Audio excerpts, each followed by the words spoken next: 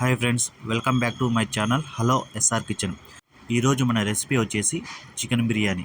కుక్కర్లో ఈ చికెన్ బిర్యానీ ఎలా చేయాలో ఈ వీడియోలో అయితే చూపిస్తాను. ఈ బిర్యానీ అంటే ఇష్టం లేని వాళ్ళు ఎవరు ఉండరు. ప్రపంచంలో ప్రతి ఒక్కరికి ఈ బిర్యానీ అనేది ఫేవరెట్ ఫుడ్గా అయితే మారిపోతుంది. చాలామంది గమనించారో లేదో, మనం ఏదైనా రెస్టారెంట్కి వెళ్తే మెనూ మొత్తం చూసి మనం లాస్ట్కి చికెన్ బిర్యానీ ఆర్డర్ పెడతాం. అది బిర్యానీ అంటే.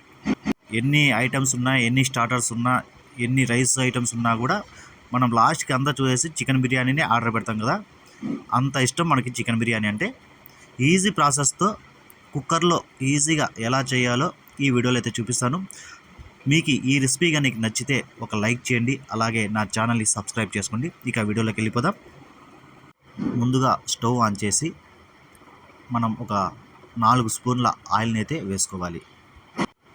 ఆయిల్ వేసుకొని ఈ ఆయిల్ బాగా వేడైన తర్వాత ఓ 3 లవంగాలు, చెక్క, స్టార్ పువ్వు, మరాఠీ మొగ్గ వేసుకొని కొద్దిగా ఫ్రై చేసుకోవాలి. వీటిని ఆ నూనెలో ఒక 3 పచ్చిమిర్చిని వేసుకుందాం.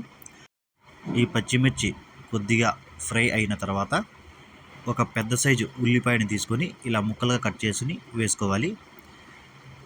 ఇవి మనకి గోల్డెన్ కలర్ వచ్చేంత వరకు మనం వీటిని ఫ్రై చేసుకోవాలి.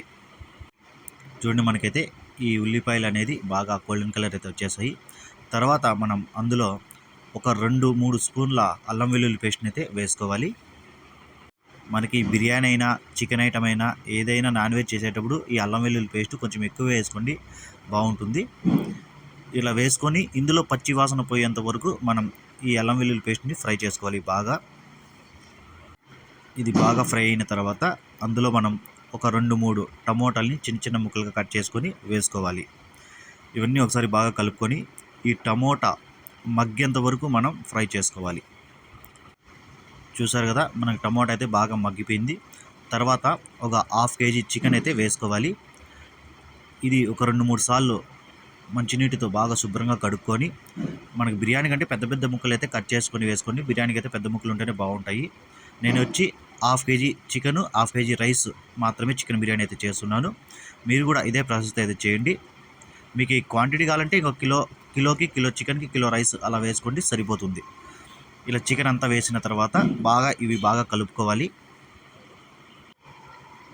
అర్ధ నిమ్మకాయ రసం అంతా బాగా పిండుకుందాం. తర్వాత 1/2 స్పూను ధనియాల పొడి, 1 స్పూను మిరప్పొడి, కొద్దిగా పసుపు, 1 స్పూను గరం మసాలా, రుచికి సరిపడ్డ ఉప్పు వేసుకొని ఇవన్నీ బాగా మనం కలుపుకోవాలి. ఈ మసాలాలన్నీ ఈ ముక్కలకి పట్టేలాగా కలుపుకోవాలి. తర్వాత పిడికెడు కొత్తిమీర వేసుకొని, అలాగే కొద్దిగా పుదీనా యాడ్ చేసుకోవాలి. ఇవన్నీ కలుపుకొని ఒక 100 ml పెరుగునైతే మనం యాడ్ చేసుకోవాలి. ఈ పెరుగు అనేది మనకి ఈ ముక్కలకి బాగా పట్టి ఆ పులుపుదనం అయితే బాగా వస్తుంది. దానివల్ల అయితే మనం పెరుగు వేసుకోవాలి. ఈ పెరుగు వేసుకొని మొత్తం ఒకసారి బాగా కలుపుకున్న తర్వాత కుక్కర్ మూత పైన పెట్టాలి. అంటే విజిల్కి ఏం అవసరం లేదు, ఊరికే అలా కొంచెం గ్యాప్ పెట్టుకుందాం. ఊరికే పైన అలా పెడదాం అంతే. మనకి విజిల్తో ఏం అవసరం లేదు. ఒక 5 నిమిషాలు బాగా ఇవి ఉడికినాక, అంటే లోపలంతా వాటర్ అయితే చూడండి, 5 నిమిషాల తర్వాత వాటర్ అయితే ఆ పెరుగులో నుంచి చికెన్లో ఉంటాయి కదా, అవైతే మనకి ఊరుతుంది. తర్వాత కడిగి పెట్టుకున్న రైస్ని ఎత్తి ఒక 1/2 kg రైస్ని అయితే వేసుకోవాలి. ఇలా చేసేటప్పుడు బాస్మతి రైస్ని అయితే తీసుకోండి. ఈ బాస్మతి రైస్ అయితే మనకి చికెన్ బిర్యానీకి అయితే బాగుంటుంది. ఖచ్చితంగా మీరు బాస్మతి రైస్నే వేసుకోండి. ఈ రైస్ అంతా వేసుకున్నాక ఇలా బాగా కలుపుకోవాలి. బాస్మతి రైస్ మీరు చికెన్ బిర్యానీ చేసే ముందు కనీసం ఒక 10 నిమిషాలన్నా నీళ్ళలో అయితే నానబెట్టి పెట్టుకోండి. తర్వాత మనం వాటర్ని యాడ్ చేయాలి. ఈ వాటర్ అనేది ఒక గిన్నె రైస్కి 1.5 గిన్నె వాటర్ అయితే యాడ్ చేయాలి. మీరు దేంతో అయినా కొలుచుకోండి. 1 గ్లాస్ రైస్ వేస్తే 1.5 గ్లాస్ అయితే మనం వాటర్ అయితే యాడ్ చేసుకోవాలి. ఇలా మొత్తం వేసుకునేయాలి. ఇలా వేసేసి మొత్తం ఒకసారి బాగా కలుపుకునేద్దాం. ఇలా కలుపుకునేసి ఇలా మూత పెట్టేసి ఒక విజిల్ వచ్చేంత వరకు వెయిట్ చేద్దాం.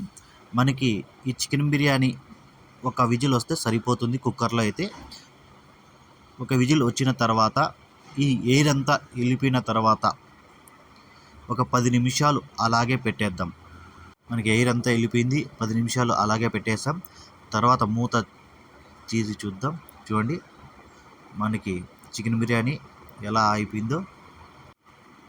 మనకి మొత్తం బిర్యానీ అనేది మంచిగా వచ్చేసింది ఒక్క విజిల్కే. చూసారా, మనకి బిర్యానీ అయితే రెడీ అయిపోయింది. ఒక ప్లేట్ తీసుకొని ఇంకా సర్వ్ చేసుకొని తినేయడమే. మీరు బిర్యానీ చేసేటప్పుడు ఒక విజిల్ వచ్చిన తర్వాత 10 నిమిషాలు అలాగే పెట్టండి, మూత తీయకండి. ఒకసారి నేను చెప్పినట్టు ట్రై చేయండి. ఈ బిర్యానీ ఎలా వచ్చిందో కామెంట్ చేయండి. ఈ రెసిపీ కానీ మీకు నచ్చినట్లయితే ఒక లైక్ చేయండి, అలాగే షేర్ చేయండి. నా ఛానల్ని సబ్స్క్రైబ్ చేయకుండా చూసేవాళ్ళు ప్లీజ్ సబ్స్క్రైబ్ చేసుకోండి. మీరు సబ్స్క్రైబ్ చేసుకొని లైక్ చేస్తే నాకు కొంచెం సపోర్ట్గా ఉంటుంది. ఇంకా కొత్త కొత్త వెరైటీస్ అయితే చేసి అప్లోడ్ చేస్తుంటాను. Thank you.